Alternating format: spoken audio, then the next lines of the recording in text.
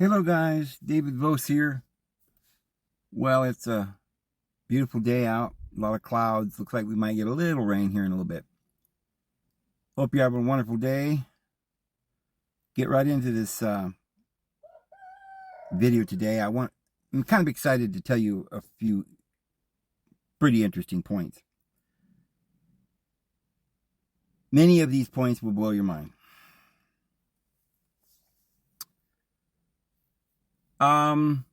Where do we start today? We're going to be talking about the beast. Let me start by saying, when I was a Jehovah's Witness, we always bring that up, don't we? Well, it's part of who I am. I was shaped and formed through that lens. And you know, Jehovah's Witnesses came directly out of the occult, but they didn't steer it that way, in the sense that they didn't, whoever's running the organizations of the world,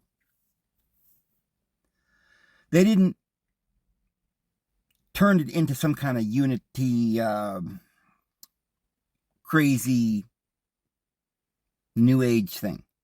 They had one of those. That's the New Age movement.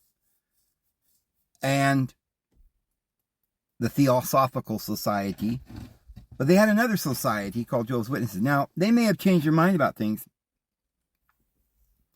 I'm sure Jehovah's Witnesses, maybe they weren't necessarily originally going to be this worldwide religion. It was just maybe it was just a guy named Charles Taze Russell who happened to be a Mason, and he had the Masonic symbols all over his books.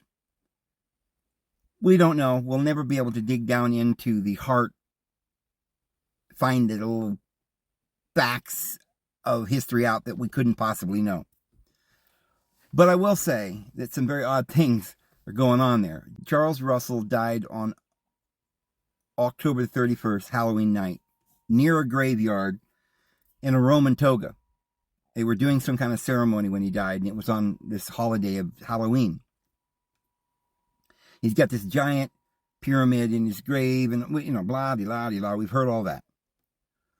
He admitted to being a Freemason in one of his speeches, and we know he was Freemason because he had the symbols all over his books, just the same symbols that were on Christian Science books. We find them. It's a Templar sign. The cross and the crown. That's a Templar sign. So nobody really knows if there were Templars around at the time of Charles Russell, but probably there were groups. They were underground, kind of secretive. They were more of the mothership.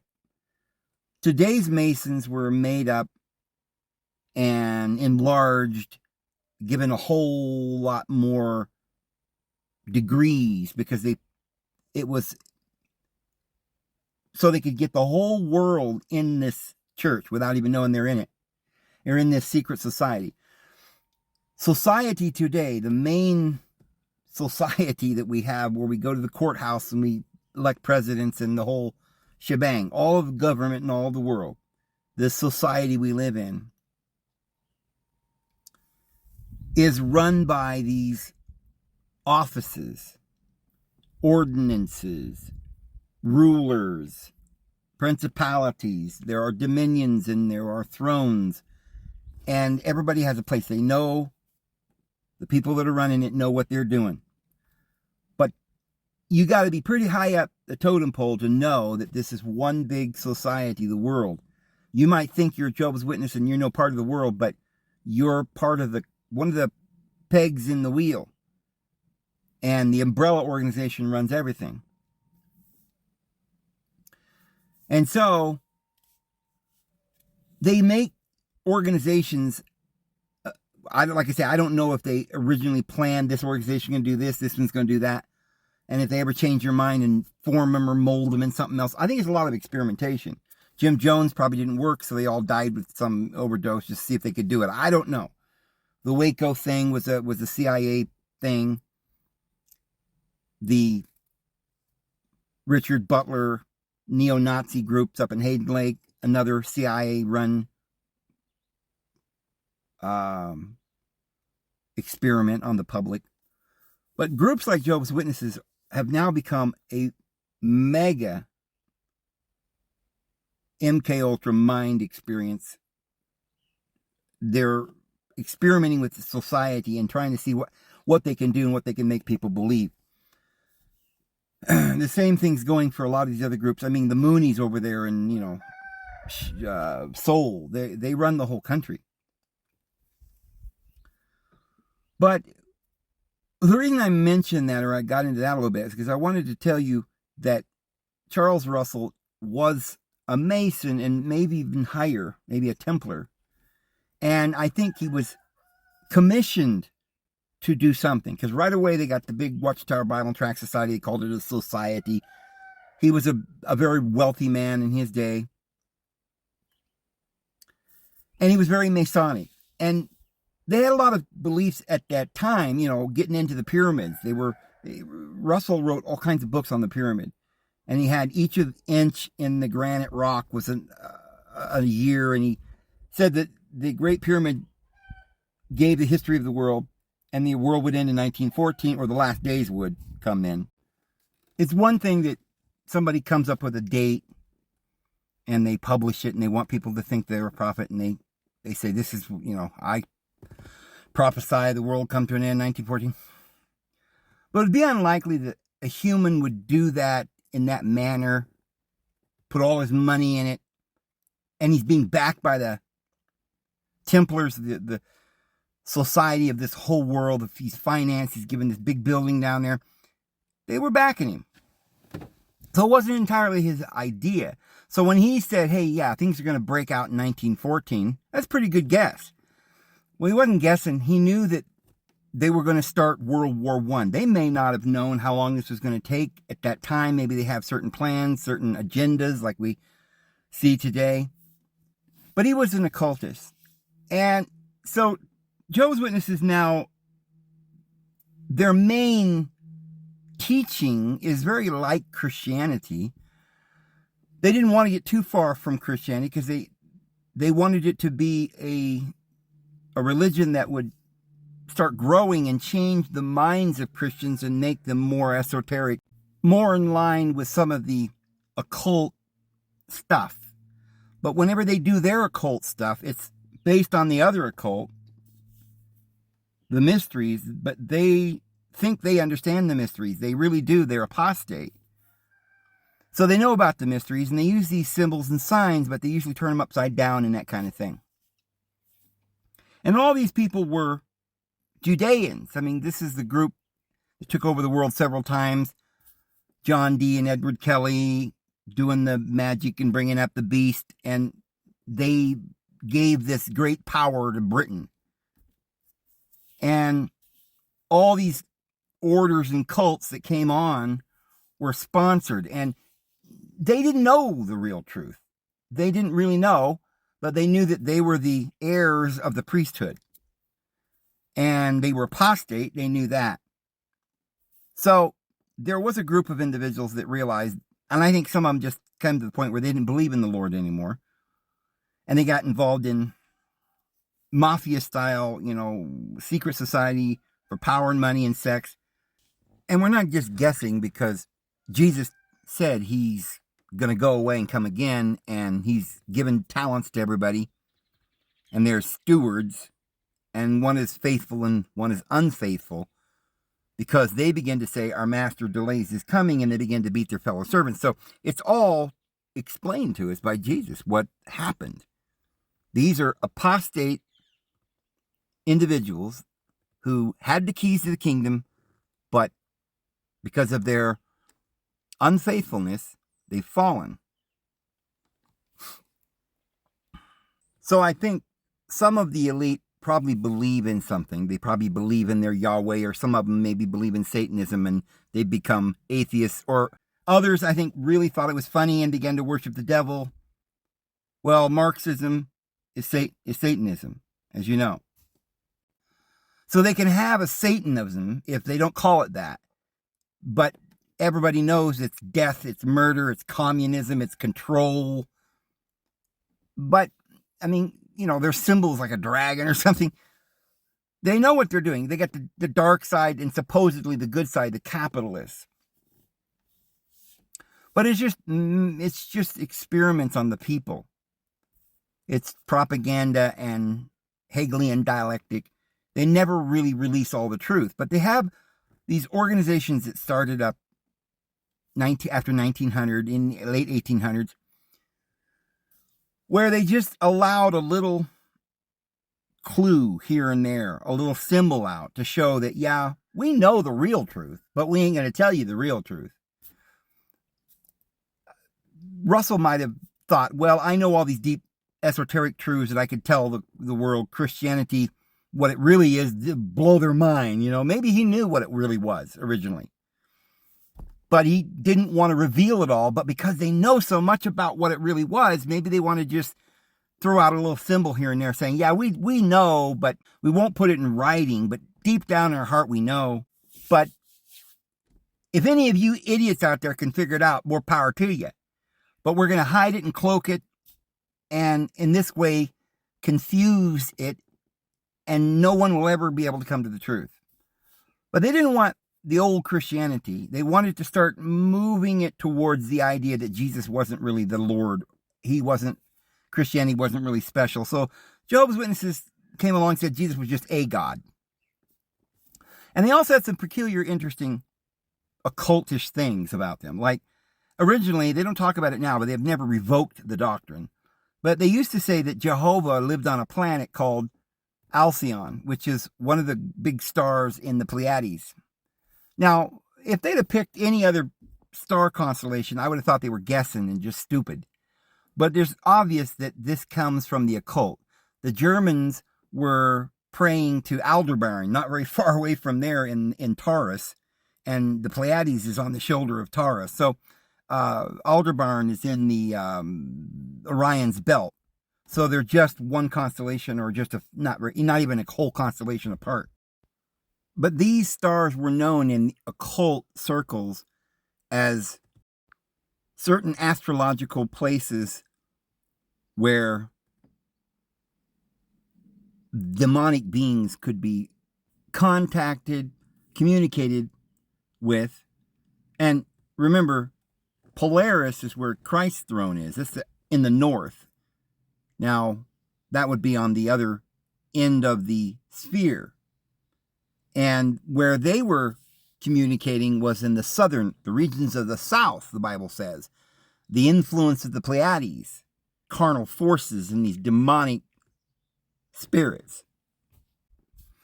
And they're in that particular direction, the area that is somewhere near the spring, and it has to do with this important deity, Orion, and Taurus, and the Pleiades, and this battle, and Orion with his bow shooting the bull.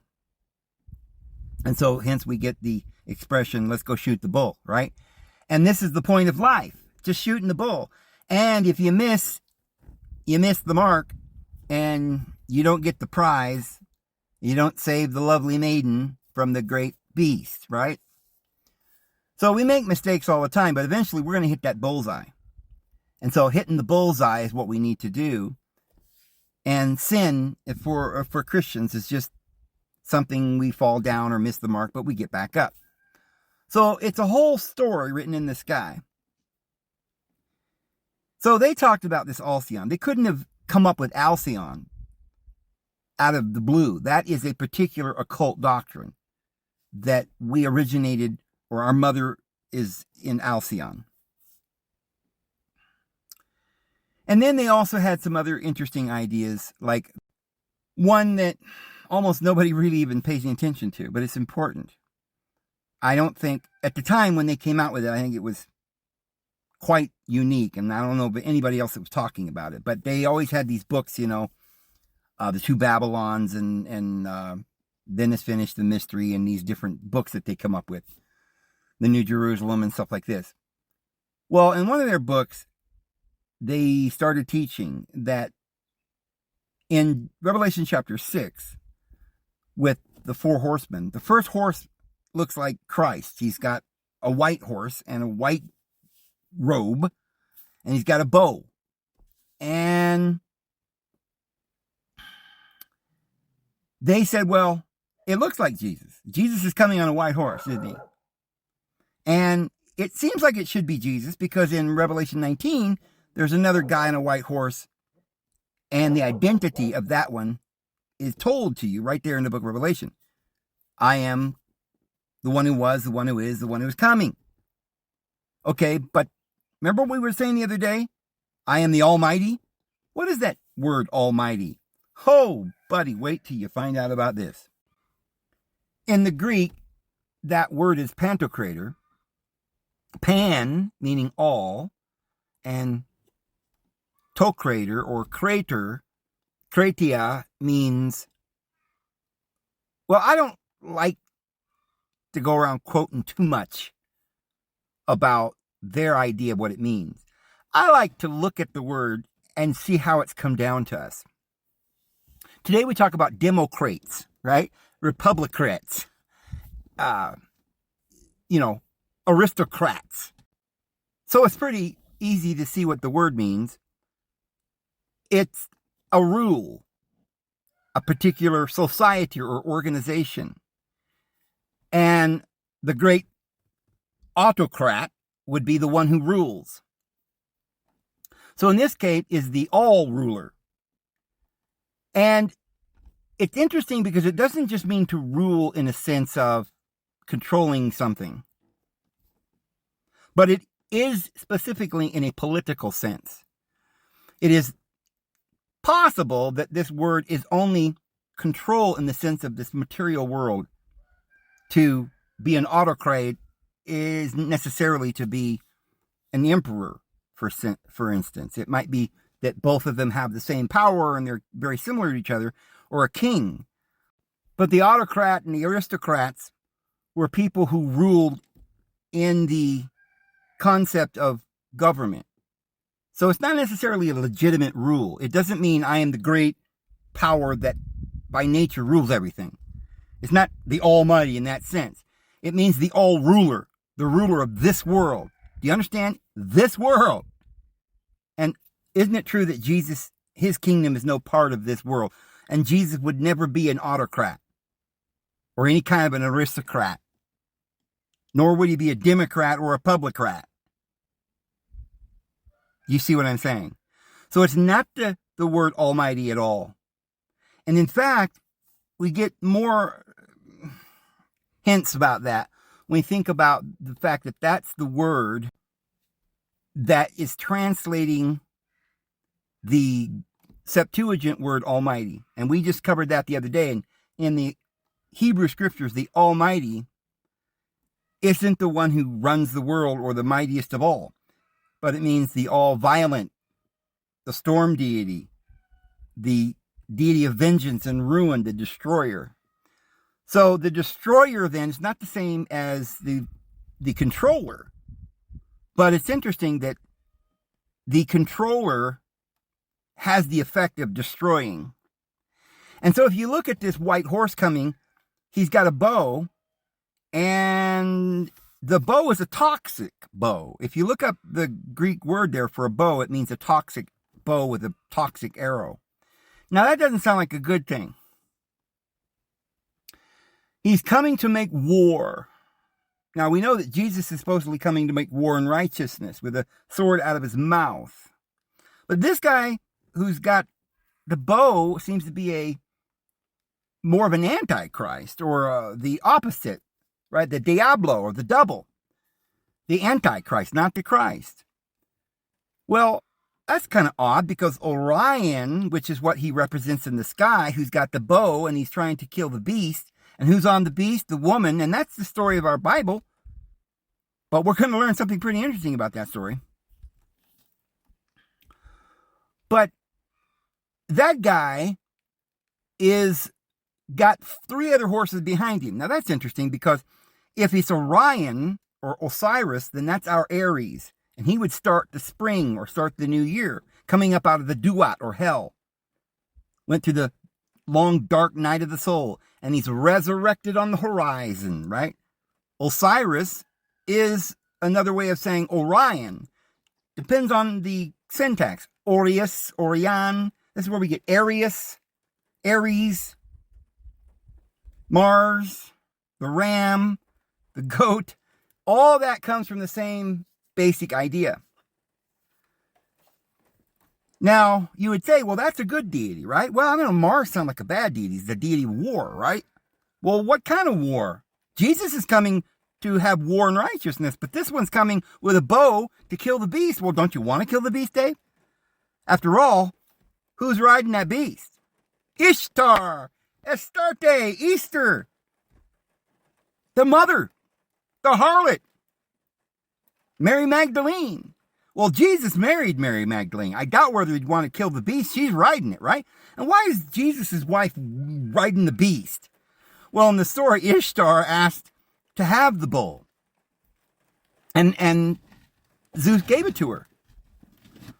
Well, what we find is that the beast is the flesh. The flesh comes up out of the duat. It's reincarnated.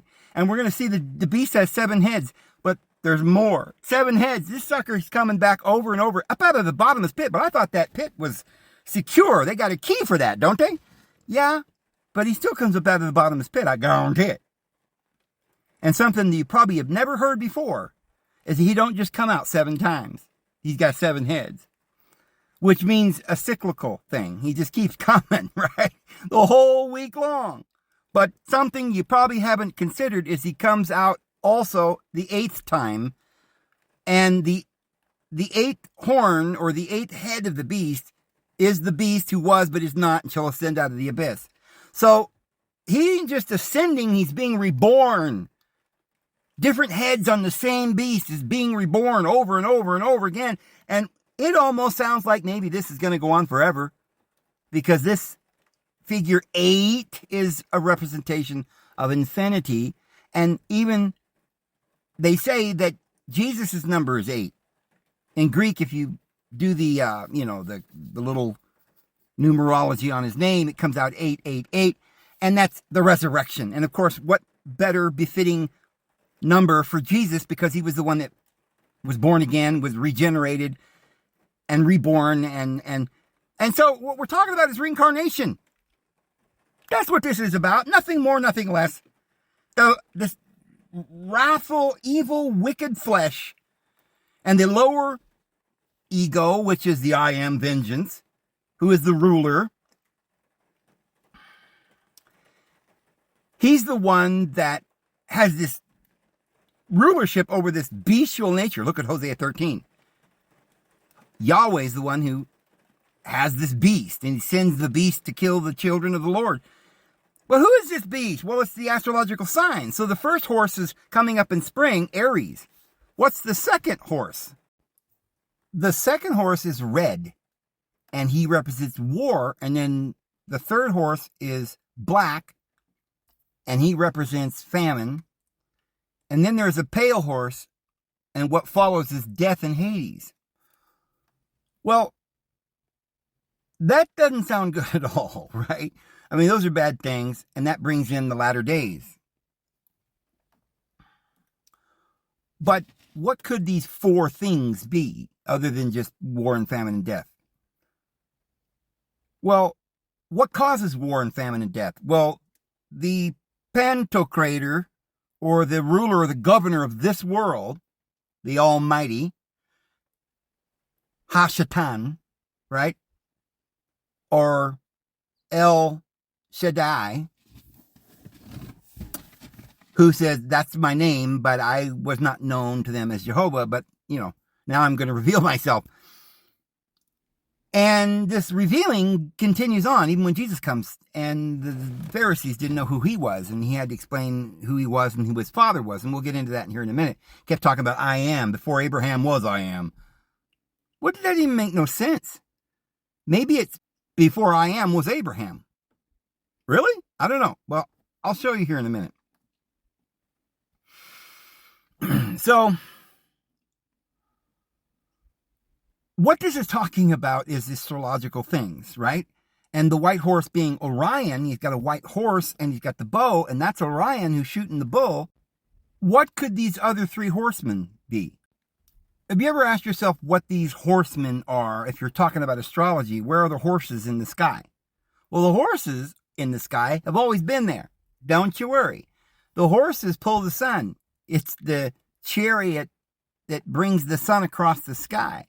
And there were 4 horsemen that brought the sun around the great wheel of the zodiac. And those 4 horsemen, they pulled the sun around in that circle. The sun goes around the world and goes through all of the astrological signs. So the 4 horsemen are the 4 fixed signs of the zodiac, which is Taurus and Leo, Scorpio, and Aquarius.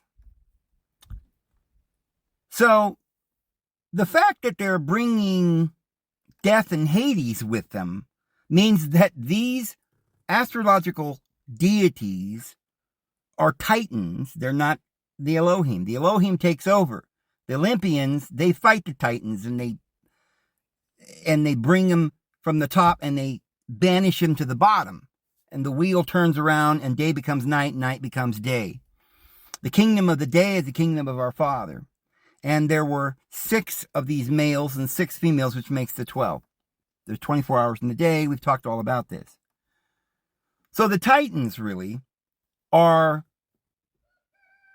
the evil giants with 6 fingers and 6 toes. And the giants had to be conquered by David, King David, or Hercules, or the story goes on and on with the various cultures. So we're not looking for one of the giants to return to rule over us, or those ancient ones that we now call gods, but they were never called gods. They were the Nephilim, perhaps, the fallen angels. But they're constellations that are in the sky.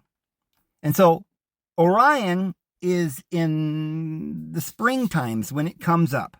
That's its sign. It's spring, Aries, March. And so the 6 signs of the top is the coming kingdom, and our kingdom is of the day, and we are the children of the day. The children of darkness are down below, and they're going to be banished and put into the bottomless pit. That's the beast, Capricorn. He's got a fishtail and 2 horns like the devil, and he's trying to go up the mountain to get to the top. And he's born, Saturn is born on December 25th at the bottom of the wheel at the winter solstice.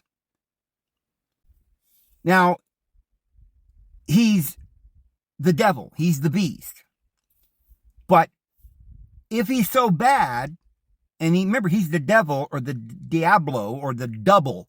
So he's the opposite side. He's the brother of Osiris. He's Saturn, Satan. So is he bad or good? Well, he's necessary. And he has a role. He's the illusion. He's the schoolmaster that leads us to Christ, the deity of vengeance, and makes up all the rules and the judgments. He brings this wrath. He makes us dance the dance. So remember, the sun goes around 12 hours for the day, 12 hours for the night. So the whole 12 are at the bottom of the wheel, 6 males and 6 females. So that's why there's 6 fingers and 6 toes. But, so this is just the period at the bottom of the wheel where these titans reign, these 12 titans. You can see by their character, they're like scorpions and beasts and fish and things. So we go through the long, dark night of the soul. This is the resurrection, but it happens many times. It's called reincarnation. And the beast ascends out of the bottomless pit 7 times, even 8 times, meaning it will happen forever and ever. It's part of the game. Okay, you will graduate. We will redeem that woman, and we'll marry her, and we'll go off to the Father's kingdom, right? And we'll go to another world. But in this world, it just keeps being reborn. The phoenix keeps rising out of the ashes, right? The resurrection. He rises out of the ashes. Jesus died, went to hell, and rose up out of that area with wings. The phoenix bird, or the dragon that's got the wings. So this gets very odd. There's a lot of these characters that Christians would be very, very shocked to find out. They look very evil and stuff, and they're really just symbols about Jesus. So even the word devil, there's no such person that is evil in the universe. We have the word evil, okay, but the connotation that we have for it in English is some diabolical, again, diabolical, it sounds very bad. That just means the double, the opposite, the other side. Nothing that exists could be evil or could be unjustified suffering. That's what I would say evil is. Anything that is unjust, anything that is suffering like, that is torture or torment or all of this. Real pain, real death cannot exist. Because our Heavenly Father is light, and as long as our Heavenly Father exists and He's everywhere, in all, through all, and above all, then all is light. And there is no room for darkness. But there is one other thing that is really a no thing. It's the zero. You got the one. Our Father is one. Now, in our numbers, we have more than one. We have 1, 2, 3, 4, 5, all these numbers. But really, we only have 9 numbers, except we add some little thing called the zero, which means nothing. So until you add the nothing to the reality, which is the one, you don't have everything. You add the zero with the one, and now you've got 10, and that's everybody. You got to add the nothing. You've got to include that which is not in that which is to make the all.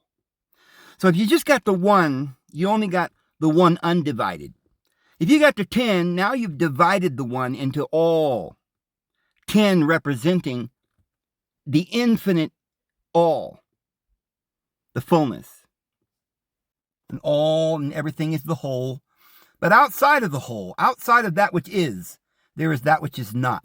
The illusion, the delusion, the fantasy, just dreaming, nightmares, monsters, death. And that's the world that the devil rules over. But that world is going to last forever because it's the manifestation of the mind of sin. And so as long as there is a universe, there has to be light and darkness. In other words, there has to be the past and the future. There has to be learning. There has to be the bitter in order to know the sweet. Even though in the true universe, there's only sweet and happiness. Because that's what we choose. And we manifest what we want.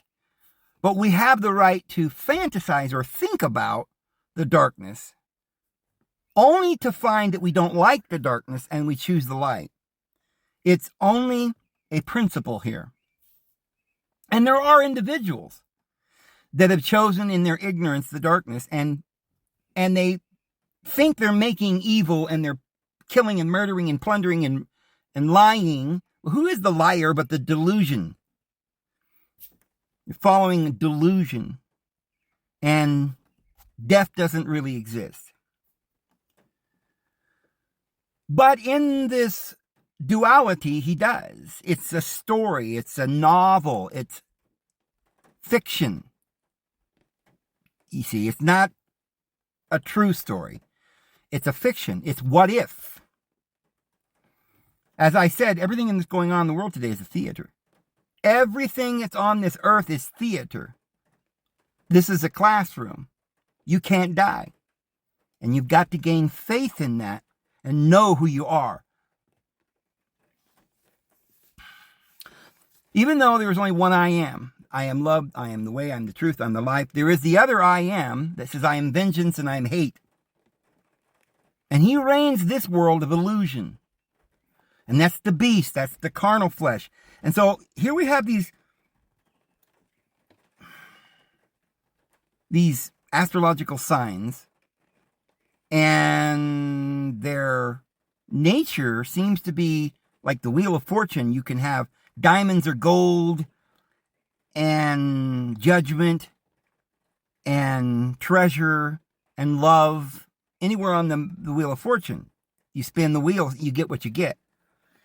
It goes up and down, duality, right? You get fortune and pleasure, and then you get the judgment and the consequences, and you got to go around like the fool around this wheel, and you're being ruled over by these devils. They're tricksters. You're the fool being ruled over by the king of spades, right? And once in a while you make a prayer and the king of hearts comes along, but it's just up and down, and you're on a wheel, and that beast is there, and there are 7 kings, 5 have fallen. And I did a video about this years ago. We won't get into it today, but there are actually 7 planets that rule the astrological wheel. The sun and the moon and the 5 planets. Mercury, Venus, Mars, Jupiter, and Saturn. Satan is the last one. Well, so they're not really 7 planets. There's only 5, but they considered the sun and the moon as one of these 7. These are the 7 planes, and these are the 7 heads of the dragon. Time and matter. The fact that the dragon has an 8th head and comes out of the bottomless pit is telling you that forever and ever, this carnal world, this monster that doesn't really exist, the illusion keeps coming back over and over and over again. He comes up out of the bottomless pit, and at the end of the 1,000 years, they take the key and they unlock it and let him out. Why did they let him out? Well, if they really wanted to get rid of him, I guess they'd just put holy water on him and a cross and some garlic or whatever and stab him in the heart with it. No, they're telling you that you can't get rid of the beast. And you got to be careful because our soul is riding him. We made the choice. We're riding the beast, and we're learning from it. And so we have to reincarnate. The flesh, the carnal nature reincarnates. And this carnal nature rules over us. And this is the devil. It is our self, our lower ego. And until you're willing to give up the lower ego, you will continue to see him in your life. So yeah, that first white horse is the Antichrist, and he's these astrological signs. Now, the other white horse is Jesus Christ, and he comes with a sword out of his mouth. It's a spiritual warfare. Now, why is he called the Almighty?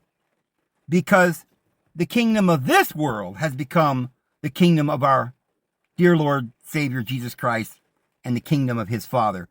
This world, which used to be under the God of this world, has now become the kingdom of our Lord, which means for all the saints who have overcome the world, it's going to be changed.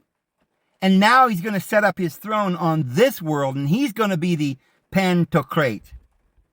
He's going to be the Almighty. And in order to do that, he's got to destroy some things, some powers that be, like Joshua got rid of the 5 kings, the 5 senses. The flesh has got to go. The beast has got to go down in the bottomless pit. However, it's going to come back out. It's really free will. We have the choice. It's 7 times. And then even the 8th, he will be reborn. But as long as you get the story and you understand what's going on, you realize this is a monster. This is a dream. Look over in this chapter. Oh, there's our mother, clothed with the sun. She's got a crown of 12 stars. She's overcome it. That's this creation. Our mother is the universe. The physical universe adorned in pearls and jewels and a white robe, because she is the virgin who gave birth from herself all that is, and she will reign supreme. But yeah, the carnal flesh went after the woman, and for a while will go into the wilderness for a time, times and a half a time, away from the face of the serpent, because there's coming a point at the end of time when all hell breaks loose, and this ritual of the other side, the Arios Gamos. Now remember, Arios Gamos is not something that the Judeans ever did. It's something that the other priesthood did. And what was the Arios Gamos? Well, it was a wedding, the virgin birth who gave birth to the Christ. Did you know that Alexander the Great was born of a virgin. His mother had sex with a deity. You know, in fact, all the royal bloodlines were virgin births. Because in order to have a righteous new world order, to establish the kingdom of deity, well, then the father had to have a relation with a mortal woman. And so she was considered a virgin. And the way they got this woman to give birth to a child that had no father, but his father was deity. I mean, if you look at the story of Alexander the Great, they talk about how his father was deity. And there were times when he said, no, wasn't my father this guy over here? And you say, no, that's not your father. That's not your father. They had a ceremony. And, you know, you could speculate that maybe behind the curtain in the temple, a person, a real human, had sex with her and assured everyone that the child would be of the royal seed. You think they could pull off a miracle? Well, they told the world, it was the story they were telling him. It was this holy wedding, and she was a holy virgin, not necessarily because she was a virgin, but she played the virgin on TV. She was the temple virgin. And so there was a priest, and they did this holy ceremony, and they considered that the whole thing was from the divine. Now, it wasn't necessarily any of it lies, or it wasn't like they were lying about anything, because the man was deity. Remember, Caesar was deity. That's why the popes got that title. The vicar of Christ and the very deity of deity, he is the one who sits in the seat of Moses. And since deity made Adam as his own form and his tabernacle that he dwells in, and he was made in the absolute image, the exact representation of his very being. And he was called the son of El. Adam was the son of God. Therefore, he was the heir of God, and therefore was God. And Adam is God, the only God with whom we have to do. And now his son, the son of Adam, the son of man, who is Jesus, is God. And ye are gods, and the scripture cannot be broken. And so the son becomes the heir and sits on the throne, and he's not just the heir to a throne, he's an heir to a kingdom and a dominion, which is what the word God means, or I should say El, the ruler or the authority for that entire kingdom, which is the all. And in the seat of God. And so Isis was the mother of God. That was her title. Cleopatra was declared to be the reincarnation of Isis. She was the virgin that was to bring forth the Holy Son of Deity. So she had a relationship with Caesar. Caesar is where we get the word Osiris. And so Osiris was the father of the deities. He's also Zeus and Abraham, as we said. Now, it's interesting that if you go to the book of John, there's this whole chapter, and this is where we keep talking about how he says, your father's the devil, and la, la, la. He was a murderer and a liar. Well, who's the murderer? Set's the murderer. He murdered his brother Osiris. And if Osiris is the father of Jesus, then that must have made Jesus pretty upset. Look how he loved this man, Lazarus, Osiris.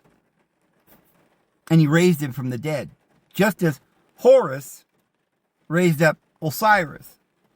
So, Jesus is talking to the Pharisees, and he says, your father's the devil. And they say, well, who is your father? He says, well, my father is from above, and your father's from beneath. They said, we don't know who you are or who your father is. Yeah, he says, if you'd have known me, you'd known my father. Well, who is your father? You know, we have one father. We're not children of fornication. Our father is Abraham. And Jesus says, was Abraham was your father, you'd believe in me. For before Abraham was, I am. Now, what do you think that means? If he was trying to say I existed before Abraham, why didn't he say I existed? But he puts it in that present tense, I am. Before Abraham was, I am. It's not like they don't have the word was, because that's the preceding word. Was, I am. So it's purposeful to put the I am and the was together. It doesn't make sense in English, nor does it make sense in Greece to say before Abraham was, I am. Unless it's some kind of a, anagram or something, some kind of puzzle, which it probably is in some sense.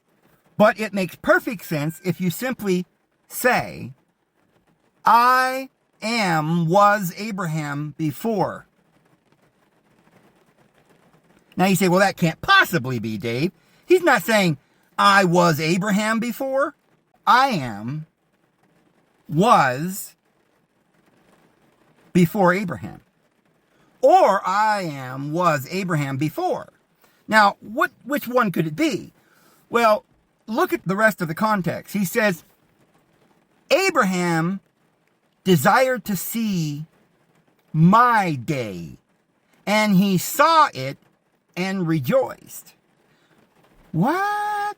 Abraham desired to see my day. If you look at that in the Greek, it's not just to see it, but one of the meanings of that word isn't just to see with your eyes, but to experience it. So he's really saying Abraham wanted to experience, to see physically, knowingly, be there, experience it. What? My day. What is my day? What is he talking about? And the next line is, and he saw it, he experienced it, and then there's the word rejoiced. Boy, there's another word that they've fooled us on. It's part of that word is the word we have today, grace. Go out on the street and ask 10 people or 100 people, whatever. What does grace mean? Most of them are going to say, well, forgiveness or something, right? He's given us grace, that's forgiveness. Well, it might have something to do with forgiveness in the sense that it has to do with giving. But not necessarily just giving something, like money, but literally the act of leaning in towards something and giving yourself to something else. Like, some even understood it to have a very close relationship to love, agape, because it's a giving. The Lord is the giver, but he doesn't just give something that he's got over here in his pocket. He's giving of himself. So grace is this amazing word that we have no idea what it means, because that particular word isn't just grace. It's combined with the word joy. I know, joy, grace. What? He saw my day and joy, grace. Oh, friends, that's a very special word. In Greek, you can add different roots and put them together and make a whole another word so that you can make up to 1,000,000 different words, right? It's just combinations of words. That joy, grace is a special word. What do you think it would mean to put the word joy and grace together?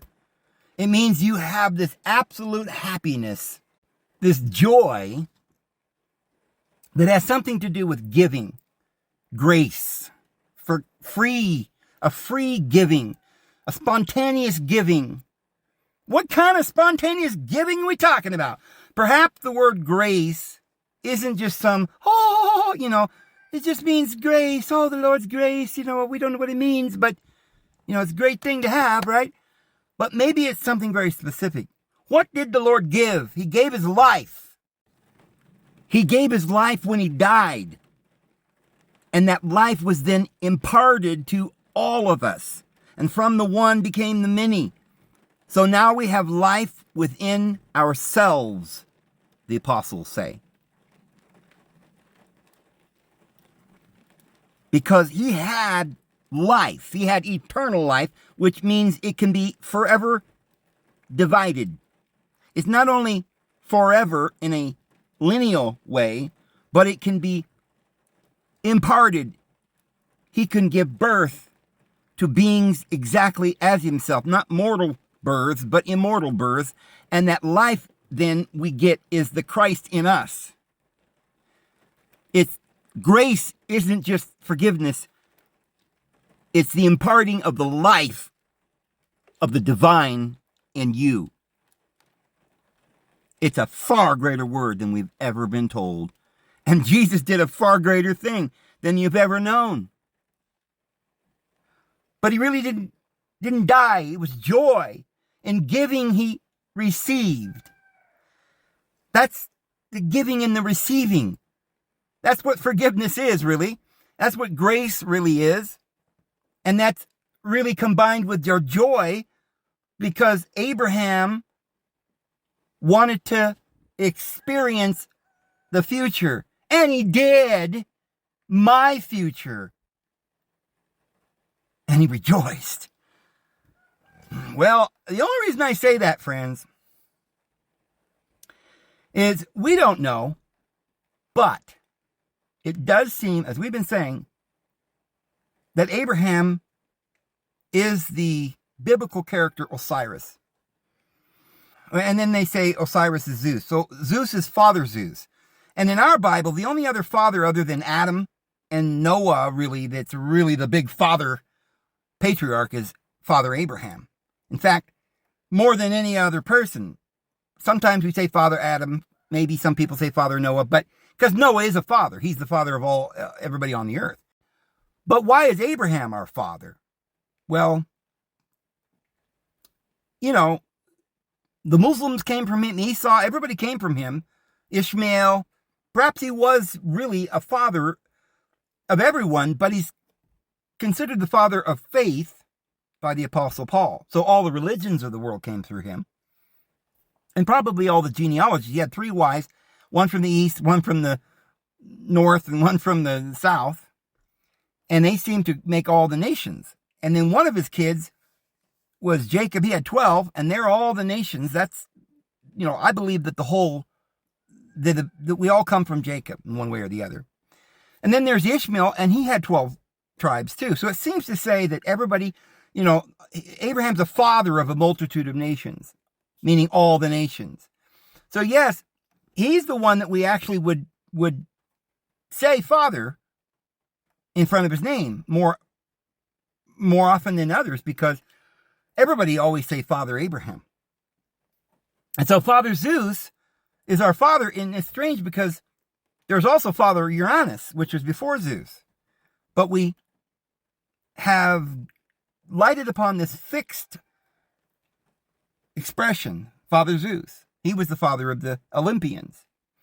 And the Olympians are the only ones that could be rightfully called gods. I think those are the Elohim. So the ones before the Elohim, when Jesus said, "Ye are the Elohim," he spoke to his disciples. I think he was talking about the Olympians, Israelites. The Israelites, Israel, are the Olympians, or the Elohim. Before that, you have Titans, the Anunnaki, or the sons of Ki, earth, and Anu, heaven. And that's Noah and his wife, Naamah, from Cain's line. It got through the flood. But it does sound then like Osiris is probably Abraham, and therefore he is Zeus, and that's our father. And if Jesus said that Abraham desired to see my day, it would seem more likely that he was not Abraham, but Abraham was someone that wanted to be alive in the day, experience my day, not just experience my body. He didn't say that. He's not saying, I am Abraham, right? I used to be Abraham, but he's saying, I existed before. I was Abraham, or I was before Abraham, one of the two. If he's saying that Abraham saw my day and rejoiced, then that must mean that whoever Abraham was reincarnated as, he was reincarnated in the day of Christ, and he must have existed. And therefore, he probably was Caesar. Otherwise, a.k.a. Lazarus. We know he's Lazarus because Lazarus was raised up by Jesus and Osiris was raised up by Horus. And we've talked about that story 100 times. The original Lazarus or Osiris was from the city of On or Heliopolis. But in the Egyptian story, Osiris was from On. And so in the Hebrew story, Lazarus was from Beth-An, or the house of On, or Bethany. And Martha and Mary are in the story, in the Egyptian story, as Mary and Martha too. The same characters are in both stories. And it was Osiris that went down through the Duat and came out resurrected. Well, it's interesting that Jesus resurrected Lazarus, and the word Osiris is the same as Orion, and Orion's coming up out of the Duat, out of death, trying to kill the beast.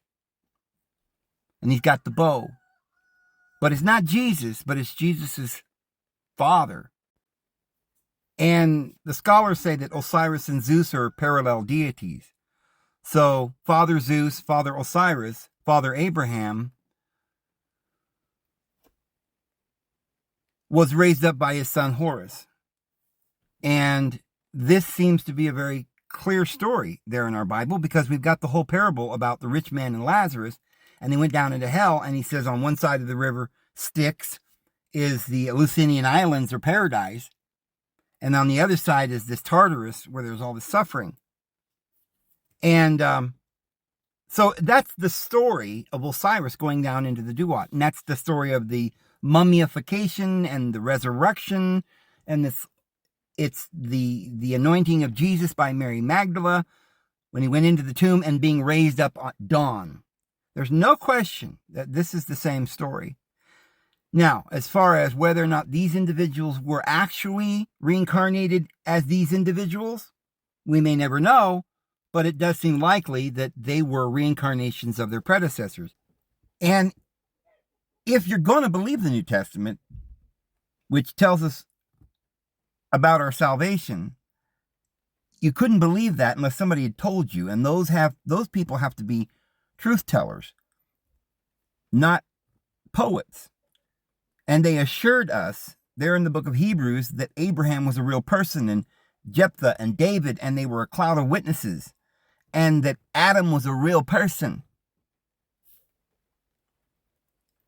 They tell us in no uncertain terms that all of this is a real history, that the Judeans received the oracles and they were to guard the oracles. No other nation. Well, I thought all the nations had these truths and this history. Yeah, but all the others wrote them down in the stars. It was written in the stars for them to see. So they had a witness. But they didn't have the book that gave the actual literal story. But we know then that these individuals like Abraham were real people. But what's interesting is that this idea of a virgin birth and bringing forth the Messiah wasn't new. Many of them had happened in the past, such as Caesar's, Alexander the Great. And this goes back, they all go back to this Hercules. And of course, as we've said, Hercules is in our Bible.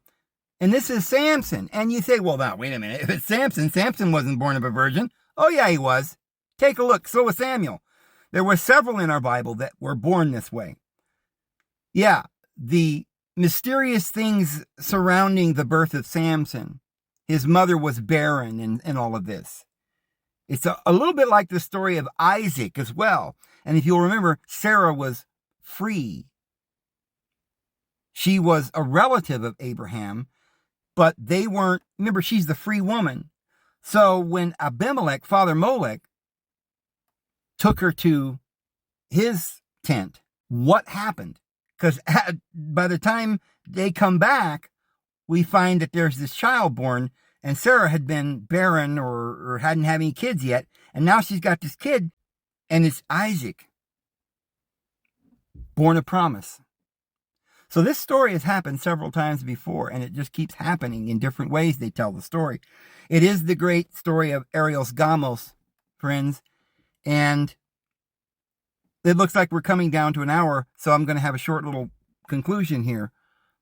This whole story of the beast in the book of Revelation and the harlot, Christians aren't understanding it. That word harlot, as I've told you guys many times, in the Hebrew that word is holy. It doesn't have anything to do with harlots. Why the Jews call or translated harlot is probably because they understood that it was a holy woman in a particular priesthood that carried out the Arios Gamos. Now, for the Jewish people, they would say that that really is fornication, because under their law, they don't agree with that. That was a different priesthood. Well, perhaps it is some kind of act against the law, and maybe not even according to the values of humans. But what it is nature, that the rain comes down, impregnates the earth, and there's rebirth.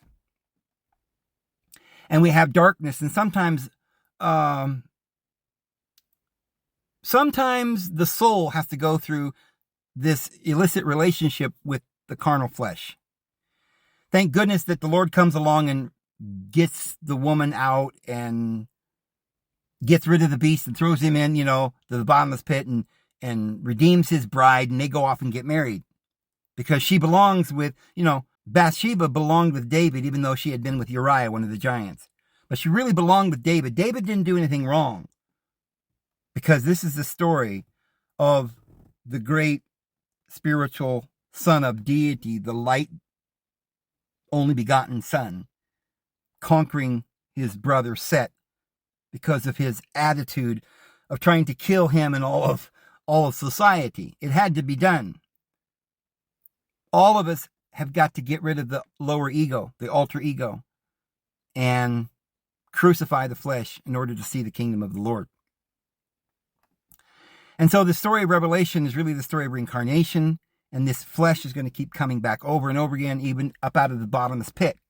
But the woman will bring forth the promised seed, who will overcome this world and be exalted and sit upon the throne and reign forever and ever.